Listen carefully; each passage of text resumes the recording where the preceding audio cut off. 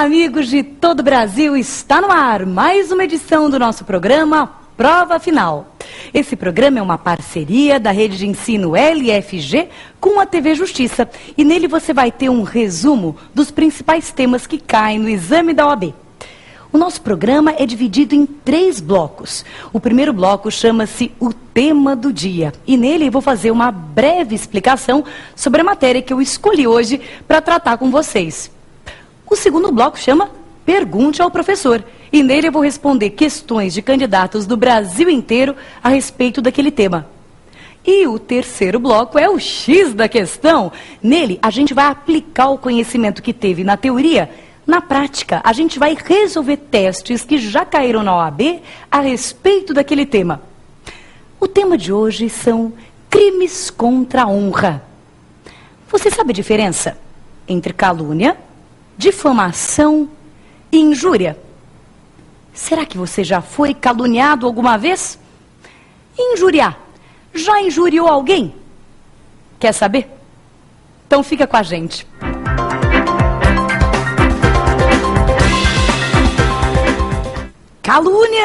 Calúnias foram lançadas contra mim. Ou assim, eu estou injuriado porque me injuriaram. Eu acho que grande parte da confusão desse tema vem do fato de que a gente usa coloquialmente essas palavras, calúnia, difamação e injúria, num sentido pouco técnico. Quer dizer, a gente usa num sentido um pouco impreciso. Até aí tudo bem. Ninguém é obrigado a falar em juridiquês no seu dia a dia. Mas o problema é que quando a gente transfere isso para o conhecimento jurídico, para um exame, para uma prova, aí complica. Porque muita gente faz uma tremenda confusão entre calúnia, difamação e injúria. Então a primeira coisa que a gente tem que estabelecer é a diferença entre essas 3 espécies de crime contra a honra e o que eles têm em comum. Vamos começar pelo que eles têm em comum. Os 3 são espécies de crimes contra a honra. Crimes que atingem ou o nosso sentimento de autoestima, de amor próprio, e essa é a chamada honra subjetiva, o que eu penso de mim mesma, ou o meu sentimento de reputação, ou melhor, o que os outros sentem a respeito de mim, a reputação da qual eu gozo junto aos meus pares. E essa é a chamada honra objetiva.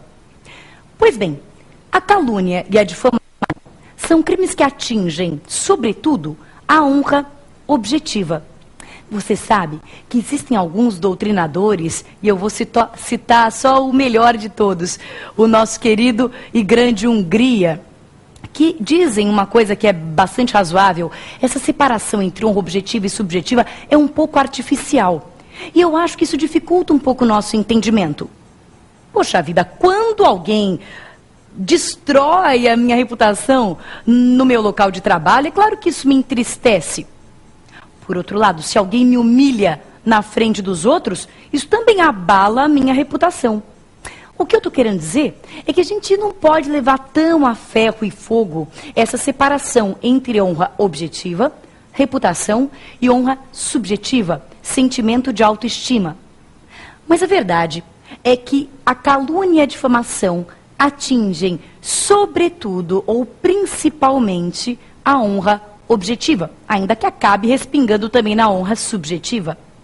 Enquanto a injúria atinge principalmente a honra subjetiva, embora possa acabar tendo impacto também na minha reputação.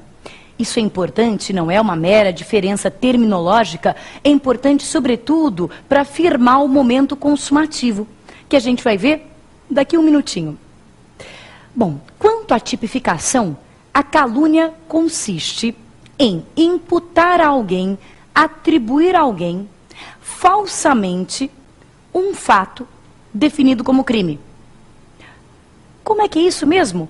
Vamos recapitular. Eu atribuo, ou seja, eu digo que alguém cometeu, atribuo a alguém a prática de um fato. Tem que haver, portanto, um fato, uma descrição de um acontecimento. Esse fato tem que ser definido como crime. Mas o principal da calúnia é que essa imputação tem que ser falsa. Então veja, se eu imputo a alguém, se eu conto para você que uma determinada pessoa cometeu um crime. E isso é verdade? Ora, o direito à privacidade do criminoso não ampara o seu direito de cometer crimes privativamente, é claro. Então, portanto, quando eu relato a terceiros que alguém cometeu um crime que de fato cometeu, não há calúnia. Para calúnia é preciso, então, anote aí, a imputação de um fato, não é uma mera qualidade negativa, um atributo, é um fato definido como crime, não uma mera conduta desabonadora, desonrosa, como crime, e essa imputação tem que ser falsa. Então é preciso da falsa imputação de fato definido como crime. Muito bom. A difamação. A difamação tem pontos muito semelhantes à calúnia. Nela também há a atribuição de um fato. Veja, não é a mera qualidade negativa, é a atribuição de um fato. Mas esse fato, ao contrário da calúnia, não é definido como crime. É um mero fato desabonador, um fato desonroso. Bem, é claro que a noção de honra ou desonra é um pouco subjetiva.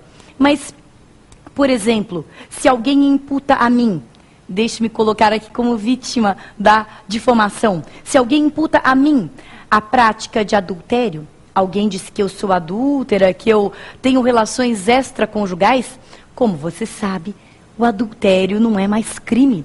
Desde 2005, o adultério foi descriminalizado. Portanto, se alguém imputa a mim, se alguém conta a terceiros que eu cometo adultério, essa conduta de quem contou aos outros que eu cometo adultério é difamação e não calúnia. Agora, se alguém imputa a mim, diz que eu cometo estelionato, que eu cometo tráfico de drogas, aí sim, isso vai configurar calúnia se a imputação for falsa. Então vamos ver as diferenças. Calúnia, a imputação de fato definido como crime e a imputação tem que ser falsa. A difamação, a imputação de fato desonroso e aí um detalhe importantíssimo. Como na difamação eu não imputo a prática de um crime, eu imputo a mera prática de um fato desonroso, bom, aí o interesse privado, a preservação da privacidade, prepondera sobre o interesse público da descoberta daquele fato.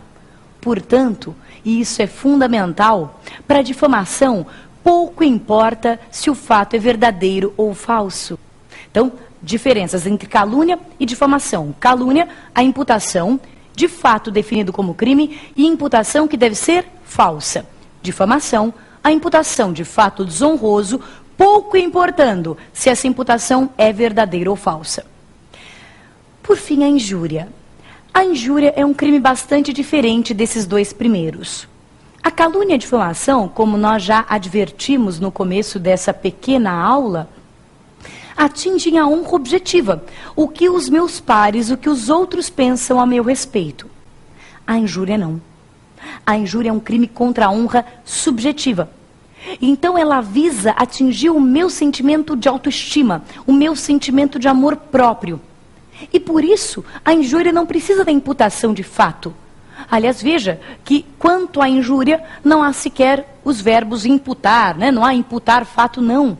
A gramática da injúria é outra. E qual é ela? Ofender.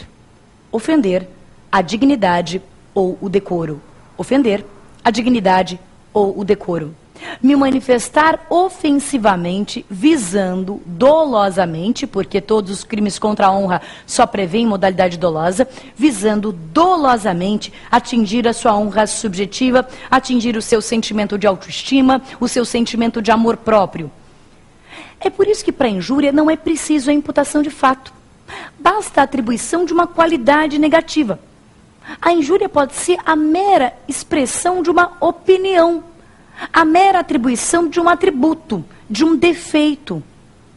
Então veja, para fins de exame de OAB e para qualquer concurso público, a grande diferença entre a injúria e os demais delitos contra a honra reside justamente no fato de que a injúria não necessita da imputação de fato.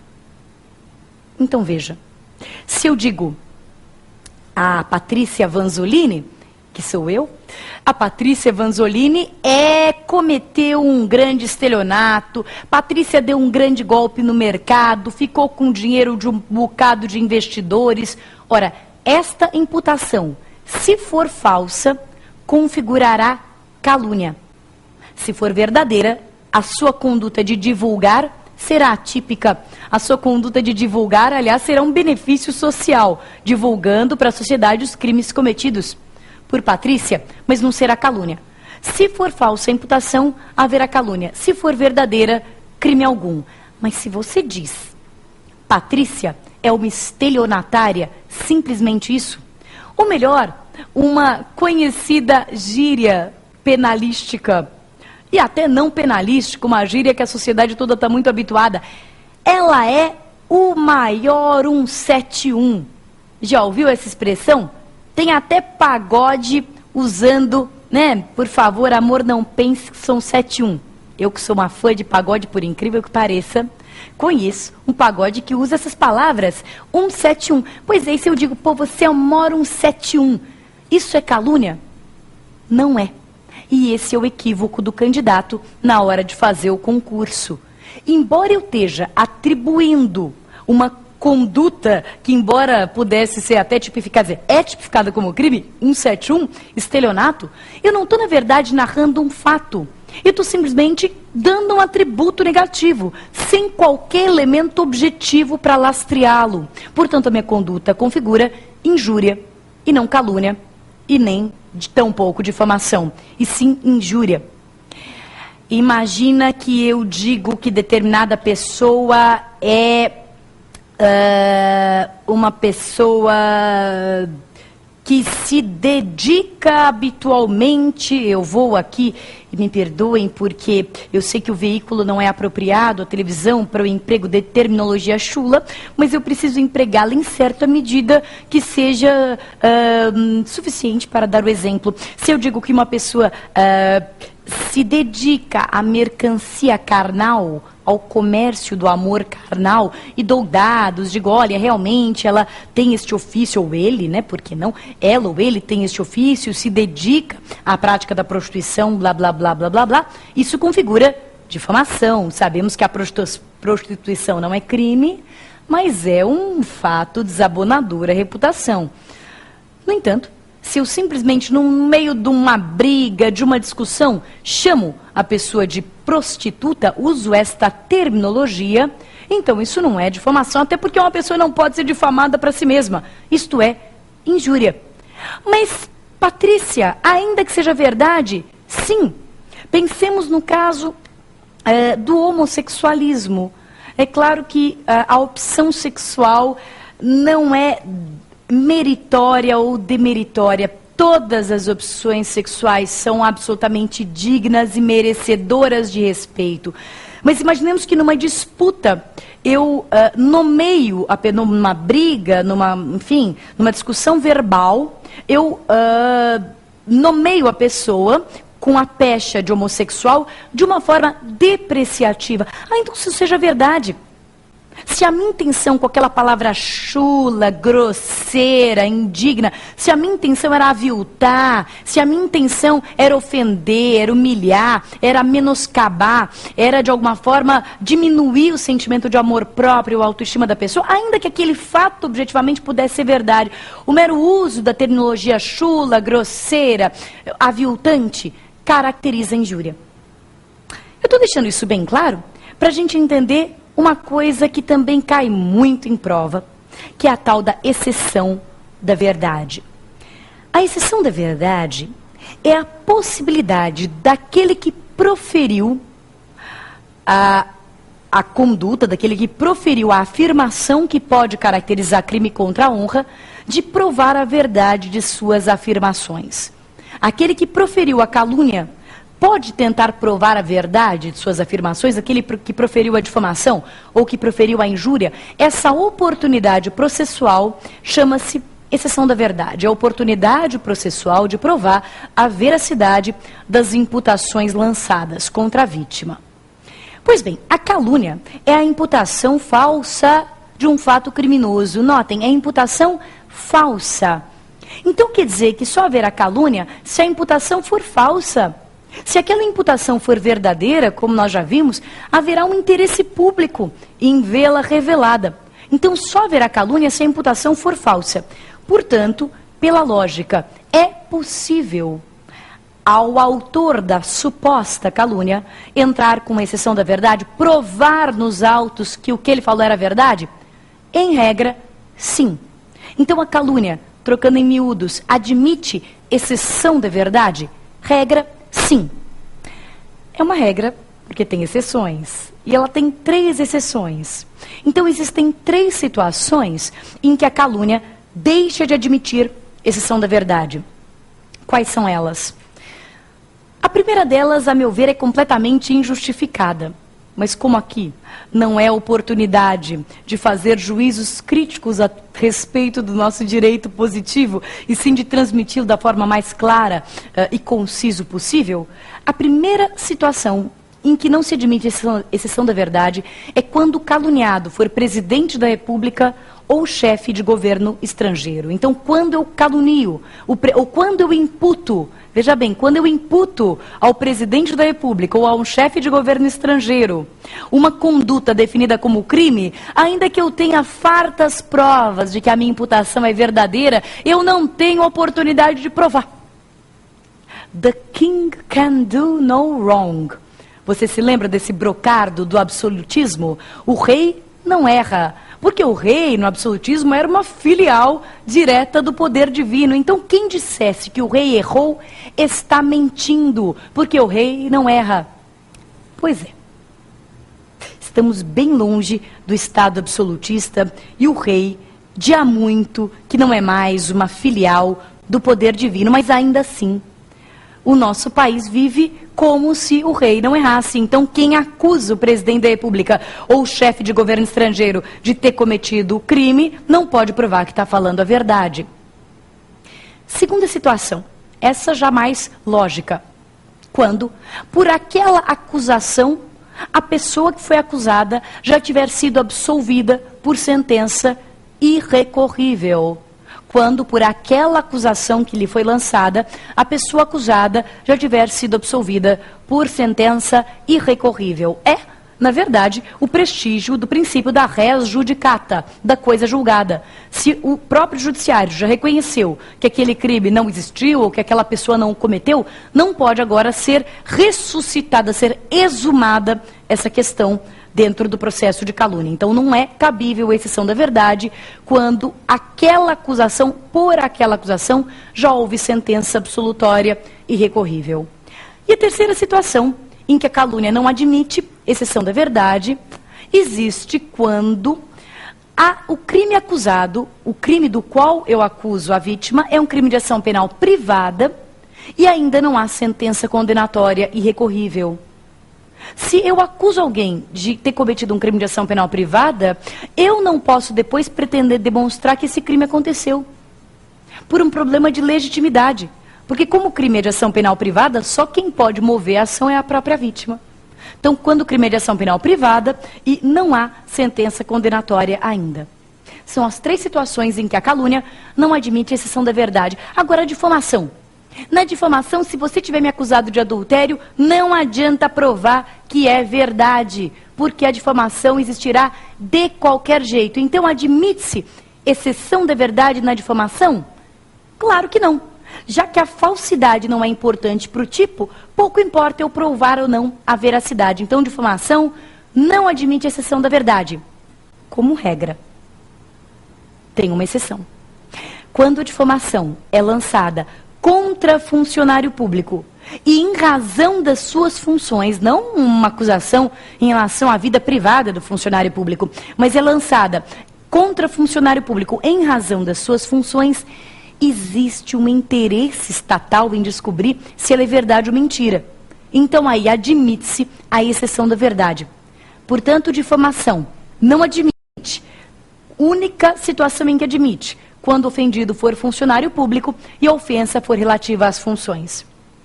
E a injúria? Bom, a injúria, como nós já vimos, é absolutamente incompatível com a exceção da verdade. A injúria é uma humilhação, a injúria é uma ofensa, e quanto a isso não há verdade nem mentira. Aliás, o fato que está por detrás daquela fala ofensiva, daquela expressão ofensiva, pode até ser verdadeiro, o que não tira o caráter ofensivo daquela manifestação. Então, a injúria é absolutamente incompatível com a exceção da verdade. O último detalhe a respeito dos crimes contra a honra é a questão da retratação. Retratação é desdizer, retratar-se é desdizer o que foi dito. Cuidado, retratar-se não é dizer, eu nunca disse nada, eu não falei isso. Retratar-se é desdizer, é dizer, olha, eu falei e agora eu vou desfalar, eu vou retificar a minha fala. É possível retratação nos crimes contra a honra? Apenas na calúnia e na difamação. A injúria atinge a sua honra subjetiva, o seu sentimento de autoestima, o seu sentimento de amor próprio. E isso não pode ser recomposto apenas com a mera retratação. É claro que se você se retratar da ofensa que lançou contra mim, eu posso até julgar que é conveniente te perdoar. Mas aí é outra coisa, é o perdão. A mera retratação, objetivamente considerada, só extingue a punibilidade. A retratação extingue a punibilidade, ou seja, termina o processo. A retratação extingue a punibilidade nos crimes de calúnia e de difamação. Então, se o sujeito que caluniou ou que difamou se retratar e o juiz considerar suficiente, Patrícia, mas e se a vítima não considerar suficiente? Pouco importa. A retratação não exige aceitação do ofendido. Se o autor da ofensa se retratar e o juiz considerar suficiente a retratação, está extinta a punibilidade. Ele pode se retratar até a sentença. Então veja que é complicado. Você sabe que existe uma grande parte da doutrina que inclusive defende a descriminalização dos crimes contra a honra, defende que eles deveriam ser considerados meros ilícitos civis e que devia ser tudo resolvido ali em danos morais no âmbito civil. Mas enquanto isso não acontece, só nos resta ter os crimes contra a honra na ponta da língua, porque eles caem demais. Você tem alguma pergunta a respeito de crime contra a honra? Então manda aqui para o nosso e-mail, que é provafinal@lfg.com.br. provafinal@lfg.com.br. E fica aí com a gente, porque no próximo bloco, pergunte ao professor. Eu vou responder a todas as perguntas a respeito desse tema. Fica aí.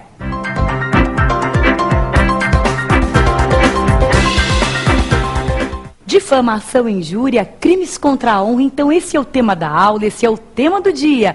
E pergunta ao professor, manda tua dúvida, participa, não deixa de participar, você já sabe o nosso e-mail, é provafinal@lfg.com.br. Manda, escreve provafinal@lfg.com.br. E vamos ver então o que os candidatos pesquisados aqui pela nossa produção quiseram me perguntar sobre crimes contra a honra. Vamos ver? Como fica tipificada a situação de imputar alguém falsamente a prática de contravenção? É uma pergunta muito boa e eu agradeço já ao candidato a oportunidade de poder dizer aí para os candidatos do Brasil inteiro a resposta, porque ela cai demais, ela é importante mesmo e ela é uma pegadinha potencial. Imputar a alguém a prática de contravenção. Será que é calúnia? Será que é difamação? Será que é injúria? Bom, como a gente está falando aqui da imputação de fato, injúria não pode ser. Imputar a alguém ali a prática, quer dizer, não é imputar uma qualidade, um atributo. É um fato, a prática de uma contravenção. Mas será que a gente fica dentro da calúnia? A calúnia, como a gente viu, é imputar falsamente fato definido como crime. E a pegadinha é justamente essa, porque a gente não pode esquecer que crime e contravenção são duas espécies normativas diferentes.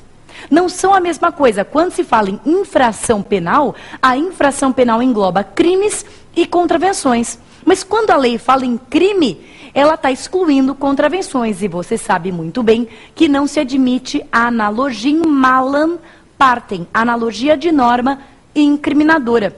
E é por isso que a resposta ao candidato só pode ser difamação. Essa é uma pegadinha conhecido e muito importante de concurso. Então, anota aí para não esquecer mesmo na hora da tua prova. Imputar alguém falsamente a prática de contravenção é difamação. E se a imputação não for falsa, continua sendo difamação, porque, como você bem se lembra, para difamação não se exige o requisito falsidade. Então, a pergunta aqui do candidato foi perfeita. A imputação de fato tipificado como contravenção, seja falso, seja verdadeiro, a imputação a alguém de fato tipificado como contravenção caracteriza difamação. Não é calúnia, não é injúria e, portanto, é difamação. Essa é a resposta à pergunta do candidato. Vamos para a próxima. Professora, se a acusação falsa de crime der origem a um inquérito policial, haverá calúnia? Muito bem. A pergunta é uma pergunta que começa a misturar outros tipos de parte especial que nós aqui não vimos, mas é muito importante, porque muitas vezes eles caem no concurso mesmo confundidos. Se eu, mais do que divulgar a terceiros que você cometeu determinado crime, por exemplo, eu começo a divulgar a terceiros que você, que é diretor de uma empresa, está cometendo determinado crime ambiental. Eu começo a divulgar, divulgo isso para a sociedade, começo a mandar e-mails a respeito disso. Isso é calúnia. Mas e se eu for instaurar um inquérito policial? Se eu for fazer um boletim de ocorrência imputando a você um fato tipificado como crime, continua sendo calúnia?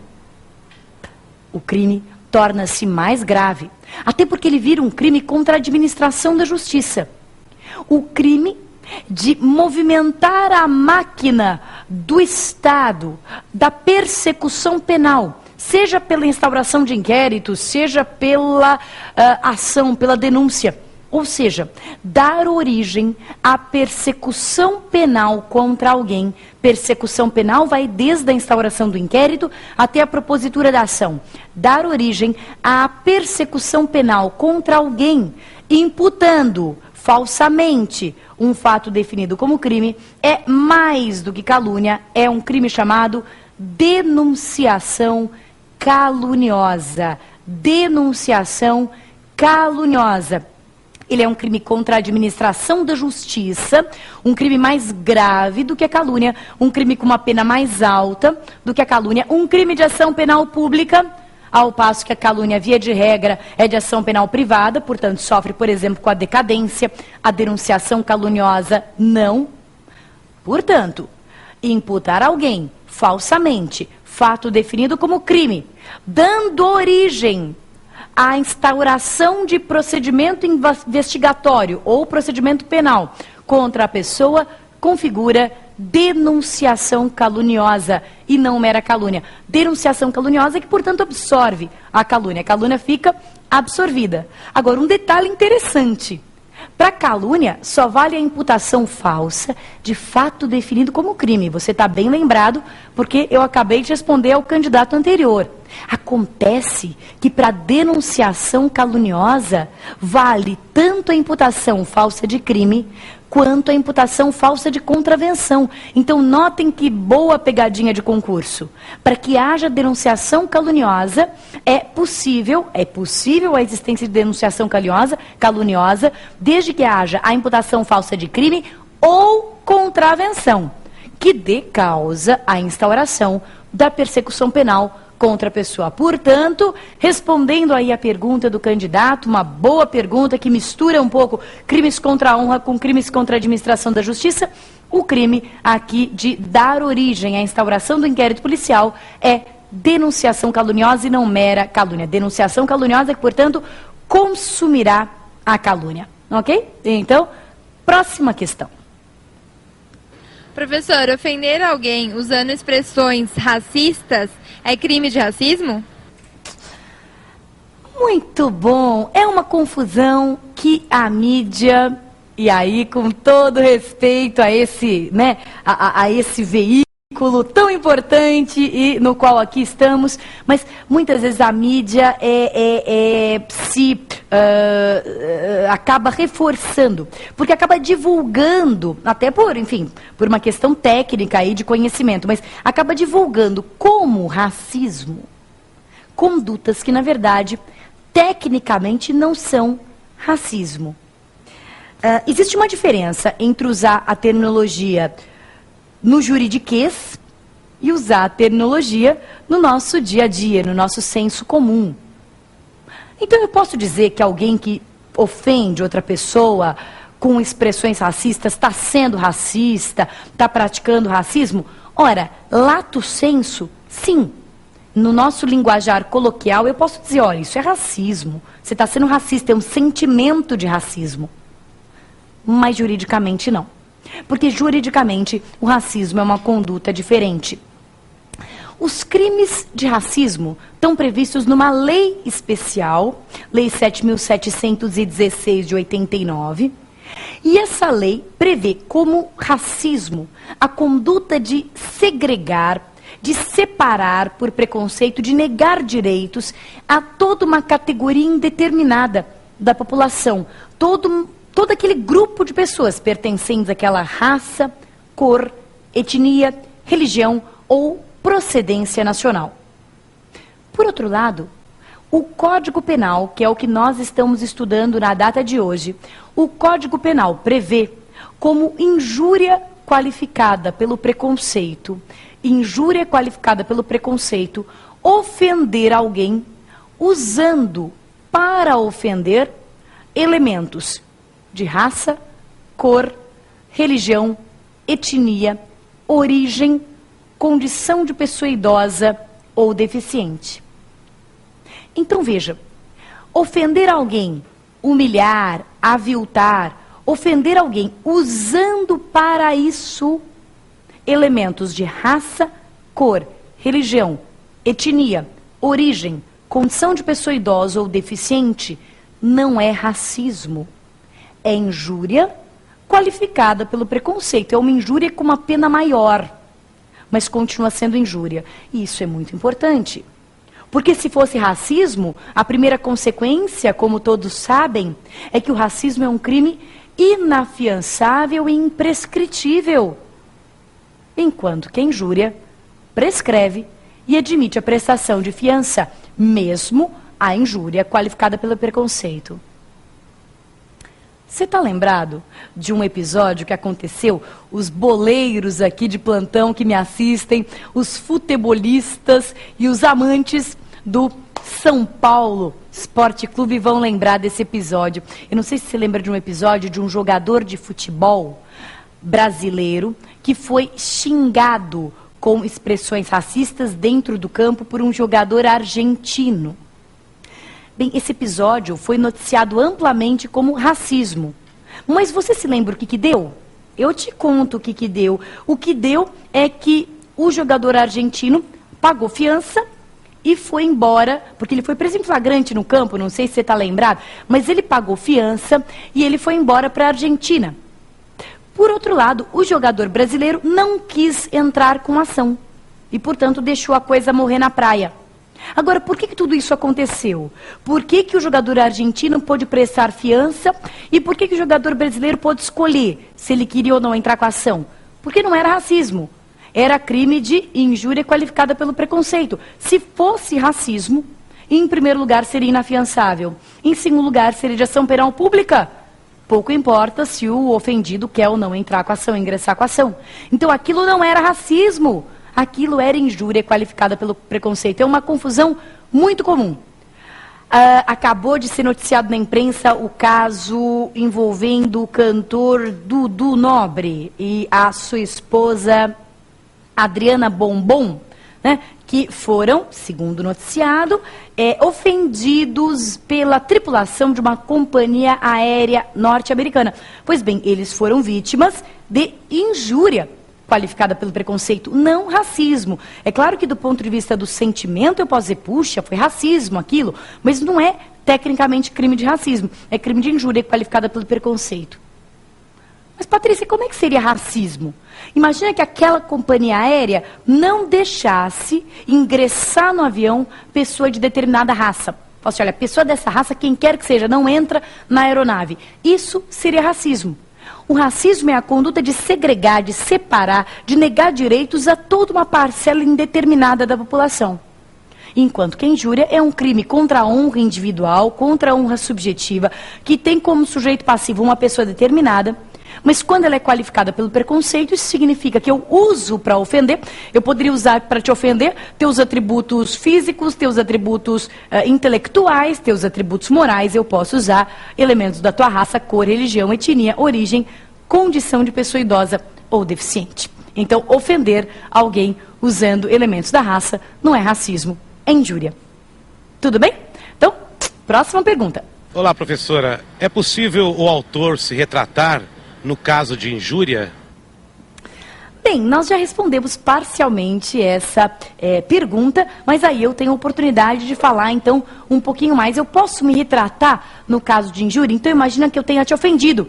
Ou imagina que eu tenha te ofendido com palavras racistas, por exemplo. É possível a retratação? Lembra que a retratação é uma causa objetiva de extinção da punibilidade, que não precisa da aceitação do ofendido. Como a difamação e a calúnia atingem a honra objetiva, a reputação, aí sim é, de alguma forma, compatível o instituto da retratação. Eu divulguei a terceiros fatos desabonadores à tua reputação e, supostamente, se eu me desmentir, dando a mesma publicidade, a mesma visibilidade ao desmentido, eu recomponho a sua reputação. Agora, a autoestima não, né?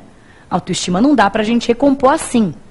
Se eu te ofendo com frases ofensivas, racistas ou não, enfim, se eu te ofendo, o mero fato de chegar perante o juiz e me retratar, não quer dizer que eu recomponho a tua honra subjetiva. Até porque, meus senhores, vai ficar, eu acho que pior a emenda que o soneto, que uma pessoa que ofende a outra e depois só porque está sendo processada vai lá e se retrata, ao contrário de mostrar respeito pela vítima, demonstra cinismo, demonstra mais desrespeito ainda. Então é capaz de, com a minha retratação, você ficar mais bravo ainda e nunca mais querer ver minha cara. O que pode acontecer, é claro, na injúria, é que a gente fique de bem, fique amigo de novo. E aí eu te perdoo, mas veja que o perdão é um instituto que existe na ação penal privada, mas aí parte da vítima. Não é o autor que, com a sua objetiva retratação, consegue esse efeito. Ele precisa ser perdoado e a vítima precisa perdoá-lo. Então, a injúria não é compatível com a retratação. Calúnia e difamação, sim. Injúria, não. Tudo bem? Próxima pergunta. Professora, o que é chamado de injúria real? Os concursos públicos, muitas vezes, eles, de alguma forma, investem nessa questão da terminologia. Então, quer dizer, você sabe tudo de tudo a respeito daquela matéria, mas você não sabe a terminologia. E aí você acaba perdendo uma questão por esse desconhecimento. Injúria real, eu acho que é uma questão bem nesse estilo, porque é meio difícil chutar, né? Se você não sabe o que é, se ninguém te contou o que é injúria real, é difícil chutar uma alternativa. Então vamos dizer o que é, né? O que é injúria real? A injúria real é a injúria na qual o ofensor utiliza de violência ou vias de fato. Vias de fato é um grau menor do que a violência, né? Vias de fato é a situação em que existe força física, mas não lesão. Então, a injúria real é aquela na qual o ofensor usa de violência ou vias de fato que, pela sua natureza, se consideram aviltantes para ofender. É uma ofensa através de contato físico. Como é que eu posso ofender alguém através de contato físico? Olha, imagina que eu dou um empurrão na pessoa. Imagina que eu coloco a perna para a pessoa se esborrachar e todo mundo ri dela. Imagina que eu atiro um saco de lixo em cima da pessoa. A ideia da injúria real é de que ela se utiliza de violência ou vias de fato que, pela sua natureza, se considerem aviltantes para executar a ofensa. Agora, a tua pergunta é a seguinte: mas, professora, qual a diferença se eu coloco a perna para alguém tropeçar, se esborrachar e cair? Qual a diferença? Como é que eu vou saber se isso é injúria real ou se isso é lesão corporal? Ora, a diferença, como na grande parte dos casos no direito penal, é o dolo. Se a minha intenção é simplesmente te machucar, nós estamos no meio de uma briga e eu boto o pé para você cair, se esborrachar, bem, aí é lesão corporal. Mas se a intenção é ofender, é fazer pouco de você, fazer com que as pessoas riam de você, te humilhar, aí o crime é de injúria real. Acontece que, nota bem, tem um detalhe interessante. A injúria real, então, ela é praticada através de vias de fato ou de lesão corporal. Ou de vias de fato ou de violência. Quando se fala em vias de fato ou violência, é porque essa violência implica lesão corporal. Então, vias de fato ou lesão corporal. Se a injúria real é praticada através de vias de fato, eu te empurro no chão, por exemplo, né, alguma coisa que não provoque lesão corporal, eu sou punida só por injúria real. Vias de fato, que são uma contravenção penal, ficam absorvidas. Então, eu não vou ser punida por 2 crimes, eu só vou ser punida pelas lesões, pela injúria real. Agora, se por outro lado eu uso para praticar a injúria real, eu uso de lesões corporais, imaginemos que eu coloque o pé para você cair, você caia, quebre um dente, esfole o braço. Se para o cometimento da injúria real é realizada lesão corporal, as penas da lesão corporal serão somadas. A lesão corporal não vai ser absorvida. Ou seja, você vai responder por 2 crimes. Pela injúria real e mais pela lesão corporal. Leve, grave, gravíssima, enfim, a graduação que ela tiver. Mas você vai responder por 2 crimes. Pela injúria real e mais pela lesão corporal. Então, as penas, é isso que diz o artigo do Código, as penas relativas à violência serão somadas. As penas relativas às vias de fato serão absorvidas, mas as penas relativas à violência, ou seja, as penas relativas à lesão corporal, serão somadas. E você vai responder por ambos os crimes. Pelo crime de injúria real em concurso material com lesões corporais. Tudo bem? Terminamos aqui, creio, as nossas perguntas, mas você pode continuar perguntando para mim, pode continuar perguntando para o professor. É só você me escrever, porque o nosso e-mail você já sabe, é provafinal@lfg.com.br. provafinal@lfg.com.br. Quer falar comigo? Quer ter uma resposta? Então escreve. Tá vendo? Até eu decorei. Então isso é sinal de que qualquer um é capaz de decorar esse e-mail. provafinal@lfg.com.br. E fica aí com a gente, não vai embora não, porque ainda falta o mais importante, ainda falta o X da questão. Até um minutinho.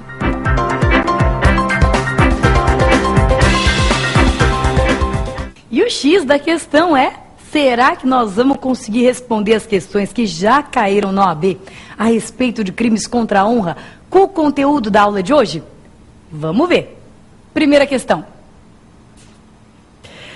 Assinale a opção incorreta. Eu já contei para vocês o meu trauma desse tipo de redação e o cuidado que você tem que ter com ele, né? Então, incorreta quer dizer que tem uma porção de certas.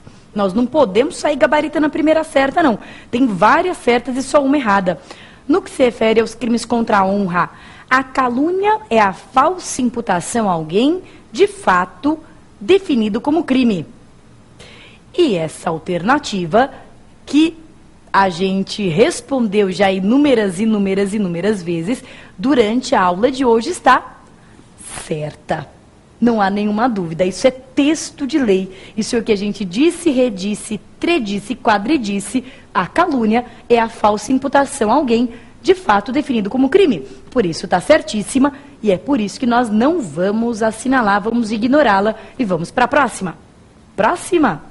Na injúria, não se imputa fato determinado, mas se formulam juízos de valor, exteriorizando-se qualidades negativas ou defeitos que importem menoscabo, ultraje ou vilipêndio a alguém.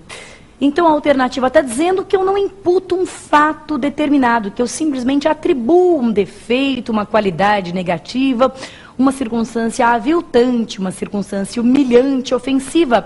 E isso é o que a gente viu também na aula de hoje. Isso está certo. Então está certinho, a injúria é isso mesmo. E é como eu disse, na vida prática, E eu, que sou advogada militante, sei disso porque atuo muito, né, em casos de crime contra a honra, mas na vida prática, muitas vezes, vem tudo muito embolado. Quando alguém ofende a outra pessoa, geralmente faz tudo ao mesmo tempo, imputa fatos, imputa atributos, é tudo muito enroscado. Mas nas provas, essa costuma ser a mais visível diferença entre injúria e os outros crimes contra a honra. Na injúria não há imputação de fato, há apenas atribuição de uma qualidade negativa. Portanto, a alternativa B está certa, o que fará com que nós a ignoremos. E passemos para a próxima. O crime de difamação consiste na imputação de fato, até aí, que incide na reprovação ético-social, ferindo, portanto, a reputação do indivíduo, pouco importando que o fato imputado seja ou não verdadeiro. Então, aqui, a alternativa está me dizendo que os requisitos da injúria são, em primeiro lugar, a imputação de um fato. Depois que esse fato não tenha qualidade de crime, mas incorra na reprovação ético-social, ou seja, seja um fato desabonador à reputação, honra objetiva. E pouco importa se esse fato é verdadeiro ou falso. O que você acha que essa afirmação é? Certo ou errada? Tá certo. Quem respondeu certo. Tá errado. Quem respondeu errado. A afirmação está certíssima. É isso mesmo, é a mais completa tradução da difamação. E esse teste, então, está nos ajudando a sedimentar, a ancorar o conhecimento que adquirimos durante a aula teórica, porque é justamente tudo isso que havíamos visto. Tá certo. Vamos passar para a próxima com figuinhas, torcendo para a próxima ser falsa, porque senão a gente está frito. Vamos ver? A imunidade processual conferida aos advogados pela Constituição da República e pelo Código Penal abrange o delito de calúnia. Veja que nós não falamos aqui, até pela escassez de tempo, nós não falamos sobre esse tema, mas, na verdade, com o que falamos, você teria ganhado uma questãozinha, hein, na prova da OAB. Aliás, não é outro o objetivo do nosso prova final. É, mesmo tendo esse tempo exíguo, conseguir te capacitar melhor para ser aprovado no exame. Então, mesmo sem ter falado disso, você já pode chegar à conclusão, por exclusão, de que essa alternativa está errada. E está mesmo. Existem no Código Penal 3 excludentes de ilicitude. Situações em que é lícita a prática de crimes contra a honra. E uma delas é a ofensa irrogada em juízo. A ofensa trocada em juízo pelas partes ou seus procuradores na discussão da causa. Então, a ofensa irrogada em juízo pelas partes ou seus procuradores na discussão da causa é uma situação de excludente de ilicitude. Mas o detalhe é que as excludentes de ilicitude só valem para a difamação e a injúria. Não há excludente de ilicitude que atinja a calúnia. Ou seja, caluniar não pode nunca, nunquíssima, não pode caluniar. Portanto, a alternativa D está errada e, paradoxalmente, estando errada, ela está certa, porque o teste pedia que nós assinalemos a incorreta. E essa é que é a incorreta. Então, alternativa D de dado. Parabéns para você que acertou. E vamos ao próximo teste. A respeito dos crimes contra a honra, assinale a opção correta. De acordo com o Código Penal, então é a certa agora, hein? De acordo com o Código Penal, é punível o crime de calúnia e difamação contra os mortos. Veja bem, esse teste fala um pouquinho de lei de imprensa, que é uma lei da qual nós não tratamos, e é uma lei que eu recomendo que nem se perca grande tempo estudando, porque como ninguém sabe, né, a questão da constitucionalidade da lei de, ou melhor, da lei de imprensa ter sido ou não recepcionada pela Constituição, hoje encontra-se pendente de decisão do Supremo. A tendência, a meu modesto entender, é que ela seja inteiramente revogada para dar margem a uma nova legislação, mas de qualquer forma é interessante a gente saber aí as diferenças. O Código Penal só prevê a calúnia praticada contra os mortos, mas não a difamação e nem a injúria. Eu digo a diferença porque a lei de imprensa prevê que os 3 crimes, calúnia, difamação e injúria podem ser praticados contra os mortos. Mas o Código Penal não. Para o CP, só calúnia contra os mortos. Então, a alternativa A está errada e nós podemos passar para a próxima. O prazo decadencial dos crimes contra a honra tratados pela lei de imprensa é de 3 meses. E no Código Penal esse prazo é de 6 meses. Bem, aqui estou eu me imiscuindo, me metendo um pouquinho na matéria que não é minha, na matéria de processo, mas todo mundo, todos os estudantes de direito, pelo menos, aprenderam a decorar esses prazos, né? Prazo decadencial, a regra é de 6 meses, na lei de imprensa é de 3 meses, e, portanto, a alternativa B está certa, né? O prazo decadencial, via de regra, é mesmo de 6 meses, e na lei de imprensa é de 3. Na lei de imprensa, a atual moribunda lei de imprensa, que nós não sabemos se voltará à vida ou se será morta definitivamente, né? Mas, por enquanto, ela está aí com a vigência suspensa quanto aos crimes contra a honra. A vigência está suspensa, não está valendo, mas ainda não foi revogada. Então, ela está, em tese, ela existe ainda no mundo jurídico. Prazo na lei de imprensa, 3 meses. Prazo no Código Penal, 6 meses. Vamos encerrar o teste? De jeito nenhum. Perigo perigosíssimo é esse de parar o teste no meio do caminho. Então, embora essa esteja de fato certa, nós vamos ler até o final para conferir. Próxima. A difamação tratada pelo Código Penal não admite exceção da verdade. É o problema da exceção e da regra, né? Como regra, essa alternativa está certa. Em regra, a difamação não admite exceção da verdade. Mas o problema é que essa regra não é absoluta. A difamação admite exceção da verdade quando o ofendido, você está lembrado? Quando o ofendido for funcionário público e a ofensa for relacionada à sua função. Então, admite-se exceção da verdade na difamação? Excepcionalmente sim, o que faz com que a alternativa C esteja errada. Próxima. Segundo a lei de imprensa, o crime de calúnia é de ação penal pública condicionada à representação. Uma vez mais, eu aproveito aqui o gancho da lei de imprensa para falar do Código Penal que mais nos interessa. Tanto na lei de imprensa quanto no Código Penal, a regra é que os 3 crimes contra a honra, calúnia, difamação e injúria, sejam de ação penal privada.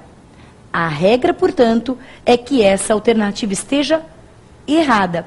Existem, sim, casos no Código Penal e na lei de imprensa, o que me interessa aqui mais é o Código Penal, existem casos no Código Penal em que a ação realmente é condicionada à representação e outros em que a ação é, inclusive, incondicionada. Mas a regra é que a ação seja privada. A regra dos crimes contra a honra é que a ação seja privada. A ação será condicionada à representação do ofendido, quando o ofendido for funcionário público. Mas mesmo quando o ofendido for funcionário público, na verdade, pela súmula 714 do STF de 2003, haverá uma dupla legitimidade.